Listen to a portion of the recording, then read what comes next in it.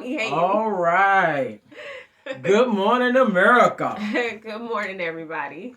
And we're here with relationship building. And today we're going to talk about stalkers and flirts. When you're out in public with your partner and how to deal with that. And how do you deal with it? It depends. Mm-hmm. So, if someone says your hair looks nice, You kill them. you say thank you and you move on. Mm-hmm. Your hair look nice. Okay, so no, you don't kill them. No, you don't. You just be polite and say thank you. Now, if it becomes more than that, then you have to let them know. So what's more than that, babe? I don't know. I don't know. Like, I guess. What about the guy that said, "Hey, your hair looked nice" when he was looking at the building? Yes, you say. And what did I do? I said thank you, and I kept it moving. And I said, "Oh, okay. I'm gonna find you afterwards, bitch." No, excuse me, my English. Okay, I'm human, but yeah, it was innocent, and we were looking at a building, and it was kind of cool because I think that it's cool for people to like my wife and like my baby, and that's cool. So she's awesome. Yeah. So I expect people to like her. I mean, it'd be the same if some female came to him and said, "All right." No, it wouldn't. Try to get this booty. She gonna get hurt. Okay. She gonna get hurt. Babe, non-violence. Look, she gonna get hurt. Let's just say it okay. Like that. She gonna get hurt. But I think it's cool in the end result for people to like your partner. If they're beautiful, if they're not beautiful, however you're gonna look at them, it's okay. Just don't take matters in your own hands. Though, what the comment is, it depends. Cause say they come and be like, "Damn, you got a nice ass." Well, that's disrespectful. I think that's disrespectful. You know, I mean, some people gonna admire you if you got a nice booty. It just is what it is. And some people might just say it because you know we got a lot of perverts out there. But I just look at it as, what do you do after that, and how do you deal with it? So if you can, you know, communicate with your partner and be like, "Hey, some guy hit on me, that's cool." But sometimes it's not necessary because it may happen a lot. You may be a beautiful woman or a beautiful, sexy guy like myself that's full of chocolate. And you may say, "Oh, okay." You know, it's overwhelming to keep going back to your partner to say, "Hey, I'm getting flirted on today," and it's happening all the time. So I think just trusting your partner is a big thing. And it's how you handle it. Yes. You know, communication is a big thing. And now if it turns into where a person is steady stalking, steady trying to get your number constantly, and you're like, no, you're turning them down, then you know, might have to file a report, you know, get a restraining order or something like that. I mean, it's necessary if you have to. Just follow the procedure, follow the laws. We never ask people to do anything outside of the law. That's not required for everything to be, you know, kosher with your partner.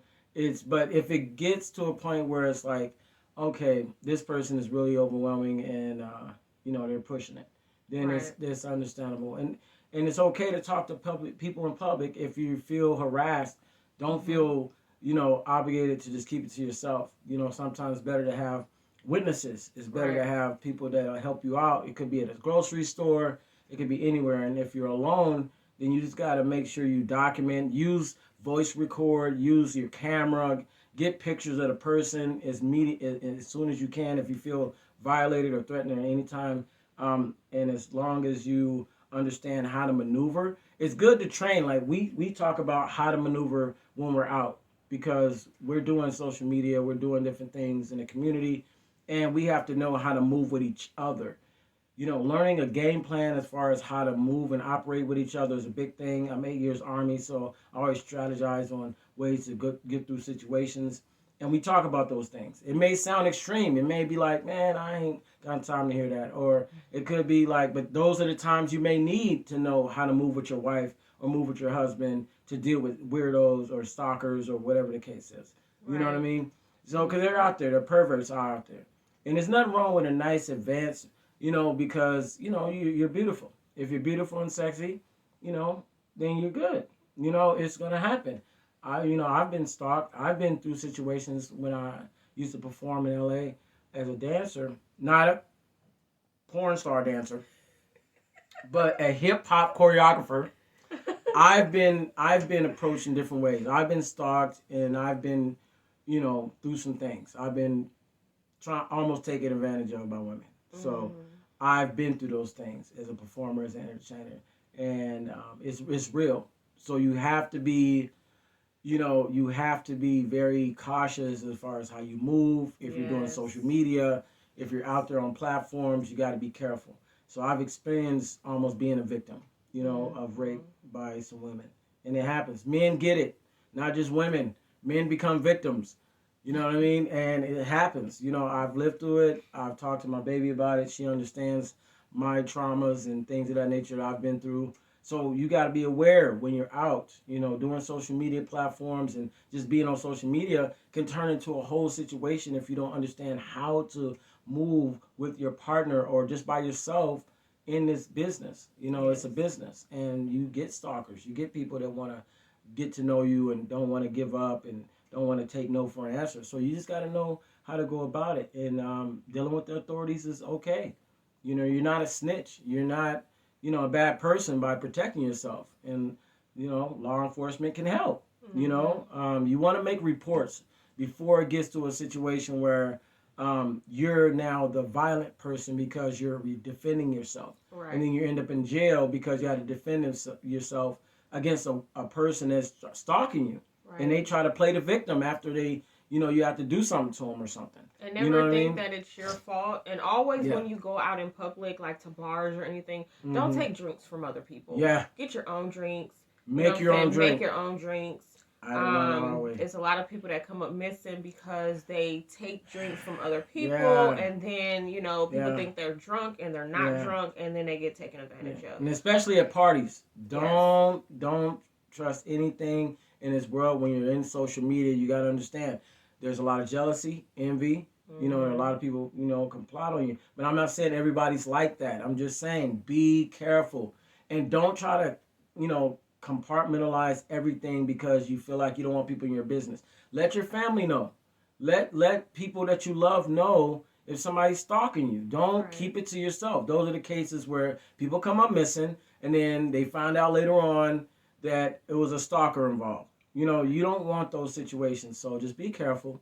It's a new generation. Streaming is a big thing. Everybody's streaming, but you want to know how to protect yourself. Especially when you're in a relationship, let Yeah. your partner know. Communication is key in a Yeah. relationship. Yeah. So don't feel like, don't feel awkward. Don't feel like it's something bad that you did. Just talk to your partner. Yeah. So another thing is this: as being a social media person, you can come across a situation where people take your photos and try to make money off of you. That's a whole nother ball game. And we're gonna give you some insight on how to protect yourself if somebody takes your photos to make money. We have a video up above that we're gonna show you and let you walk through and everything like that. And you'll be able to follow this person as well because he gives a lot of insight. He's an attorney that deals with these things. So go ahead and check out the video. We're gonna start it right now. Okay. Hi again, and welcome back. Attorney Steve Vondran here. Welcome to another exciting episode of Copyright Watchdog. Okay, so in this video we are talking about the legal requirements to file a DMC takedown notice. Yes. Now this is when you see somebody on your YouTube or on their website, basically showing your copyrighted images or your music or your photos, and you say, you know what, that's wrong. That needs to come down, that video needs to come down, or that photo needs to come down. Sometimes you need to send your letter, your DMC takedown notice, to websites like Twitter or Facebook, these sites that host all these photos. So those sites are usually not liable for any copyright infringement if they have a DMC takedown notice procedure in place. And most of the big companies will, like YouTube. And this is getting bigger and bigger. I'm seeing more and more of this.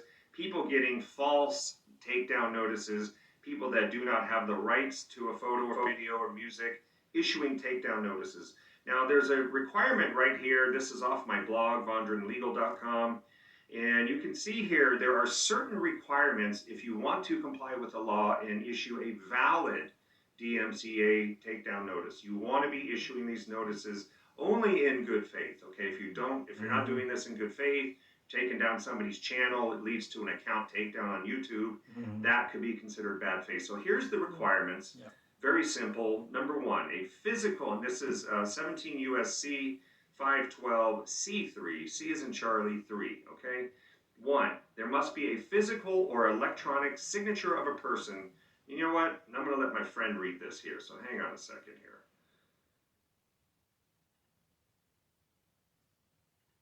A physical or electronic signature of a person authorized to act on behalf of the owner of an exclusive right that is allegedly infringed. 2. Identification of the copyrighted work claimed to have been infringed, or, if multiple copyrighted works at a single online site are covered by a single notification, a representative list of such works at that site.